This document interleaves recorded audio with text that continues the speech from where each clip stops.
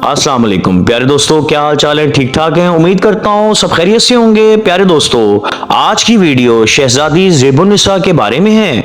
तो प्यारे दोस्तों, शुरू करते हैं। चुबुर्जी चौक से ठोकर नियाज बेग की तरफ आए तो 1.5 किलोमीटर की तरफ ऑरेंज लाइन ट्रेन के स्टेशन समनाबाद के करीब हिंदुस्तान के छठे मुगल शहंशाह मुहियुद्दीन औरंगजेब आलमगीर की बड़ी बेटी ज़ेबुन्निसा बेगम का मकबरा है। एक ऐसी बाकमाल खातून जो ना तो मुगलिया सल्तनत में हाकिम रही और ना किसी आला ओहदे पर फाइज रही, लेकिन फिर भी नेक नामी और शोहरत ऐसी कि मुगलिया सल्तनत के तमाम शहजादे और शहजादियों में किसी को नसीब न हुई। ज़ेबुन्निसा बेगम जो खूबसूरत ऐसी कि उनके दराज कद, लंबे केस और आफताबी चेहरे की तारीफ हर हिंदुस्तानी तारीखदान ने की, लेकिन उसकी सीरत और इल्मुल अदब की तारीफ अंग्रेज कलमदान ने भी की। प्यारे दोस्तों, बास तारीखदान कहते हैं कि शहजादी ज़ेबुन्निसा बेगम दिल्ली में दफन हैं और बास उनको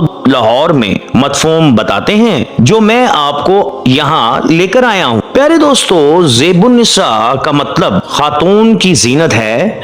शहजादा मुहियुद्दीन जो मुस्तकबिल के शहंशाह हिंदुस्तान बनने वाले थे, औरंगजेब आलमगीर की बड़ी बेटी और शादी के ठीक 9वें महीने पैदा होने वाली 15 फरवरी सन 1638 को दक्कन के शहर दौलताबाद में पैदा हुई। प्यारे दोस्तों, बताता चलूं, इनकी वालदा दिलरास बानो बेगम औरंगजेब की पहली बीवी और काबिले भरोसा साथी थीं और सफवी खानदान ईरान फारस के हुक्मरान सल्तनत के मुमताज खानदान की शहजादी थीं। ज़ेबुन्निसा अपने वालिद की चहेती बेटी थी। प्यारे दोस्तों, हिंदुस्तान के बादशाह औरंगजेब आलमगीर की बेटी आलमा, फाजला, आरफा और फारसी जुबान की शायरा थी।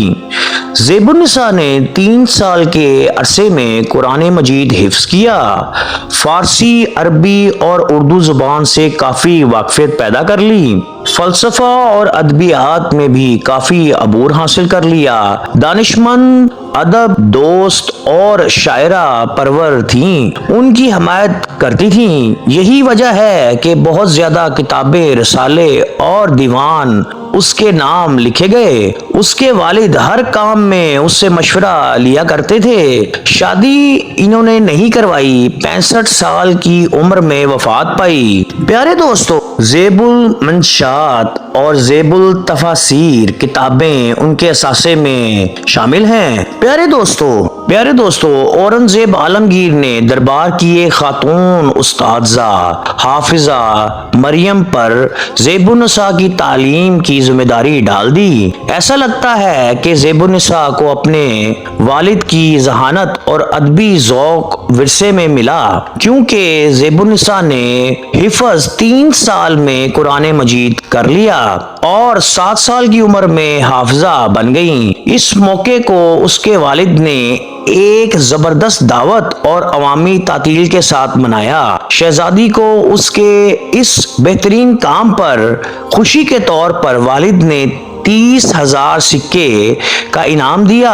औरंगजेब आलमगीर ने बेटी ज़ेबुन्निसा को अच्छी तरह तालीम दिलवाई। प्यारे दोस्तों, इस मौके पर उस्तानी जिसने कुरान मजीद हिफ्ज करवाने में मदद की, उसको भी 30,000 सोने के सिक्के बतौर इनाम के तौर पर बादशाह वक्त ने दिए। ज़ेबुन्निसा ने उस वक्त के तमाम अलूम अपने उस्ताद मोहम्मद सईद अशरफ साहब से सीखे, जो फारसी के अजीम शायर भी थे। वो फलसफा, रियाजी, फल्कियात, अदब सीखती थी। फारसी, अरबी और उर्दू के माहिर थी। खत्ताती भी जानती थी और अच्छी शोहरत हासिल कर ली थी। शहजादी ज़ेबुन्निसा की लाइब्रेरी ने दूसरे तमाम लोगों के निजी जखीरे को पीछे छोड़ दिया और उसके हुक्म के मुताबिक अदबी काम शुरू करने या उसके लिए اور اس کے حکم کے مطابق ادبی کام پیش کرنے یا اس کے مخطوطات نقل کرنے کے لیے ایسے بہت سے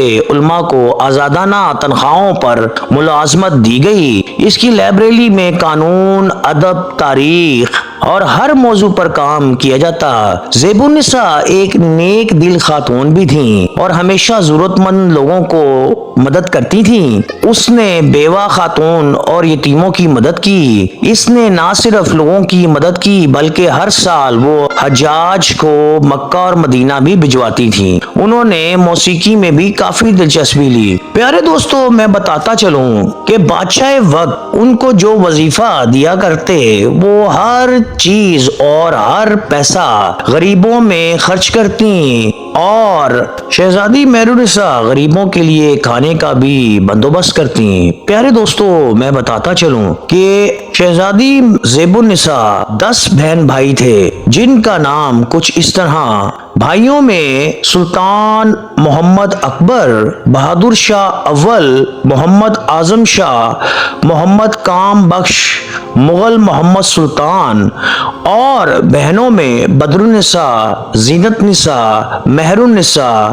اور زیب النساء شامل ہیں۔ پیارے دوستو، جب شہنشاہ شاہ جہاں کے بعد اورنگزیب عالمگیر شہنشاہ ہوا تو زیب النساء نے 21 سال کی عمر تھی اور اورنگزیب کو اپنی بیٹی کی صلاحیت اور قابلیت کے بارے میں بھی معلوم تھا، تو اس نے اپنی سلطنت کے سیاسی امور پر تبادلہ خیال کرنا شروع کیا اور اس کے مشورے سنتا۔ کچھ کتابوں میں اس طرح کا تذکرہ کیا گیا ہے کہ جب زیب النساء دربار میں حاضر ہوتی تو اس کے استقبال کے لیے ہر دربار میں اورنگزیب عالمگیر تمام شاہی شہزادیوں کو بھیجتا۔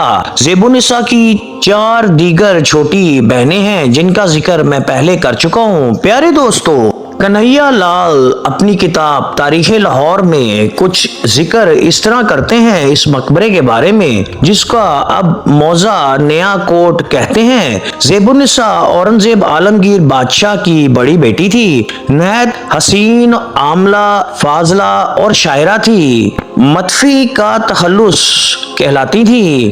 اشعار فارسی کے نہایت خوبصورتی سے بیان کرتی تھیں۔ اب تک ان کا دیوان مقبول ہوا ہے۔ اس کو عمارتوں کا بہت شوق تھا۔ بہت سی عمارتیں انہوں نے لاہور اور دہلی وغیرہ مقامات پر بنوائیں۔ لاہور کی عمارات میں سے 2 مشہور عمارتیں اس کی یاد میں موجود ہیں۔ ایک تو اس کے باغ کا دروازہ جس کو چبرجی کہتے ہیں، 3 مینار اس کے قائم ہیں، چوتھا گر گیا۔